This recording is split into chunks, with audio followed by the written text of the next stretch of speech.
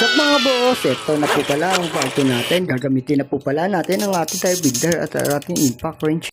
Yan po kasi ang gamit ko sa pagtanggal ng kapit ng goma sa rim.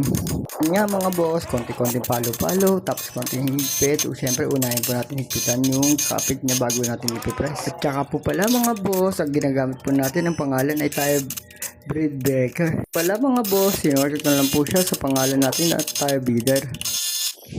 At yun nga po pala mga boss, kailangan po pala natin umikot para matanggal lahat ng pagkakapit niya o pagkabid.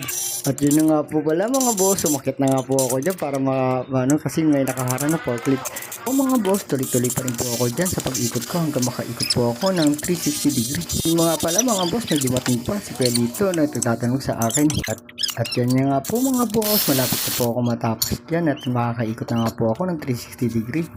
At yun nga po mga boss, nilagyan ko na rin po ng mounting comfort para mas mabilis, mabit ang ating ginagawa.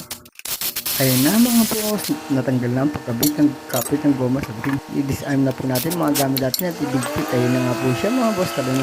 At yan na nga po mga boss, sakit na nga po ako dyan sa forklift para mabaligtad at sa kabila naman natin titirahin. At yan na nga po mga boss, manual natin itutulak at para mabaligtad ang ating gagawin. At salamat po sa inyo mga boss, sana wala po kayong sawang manood sa akin.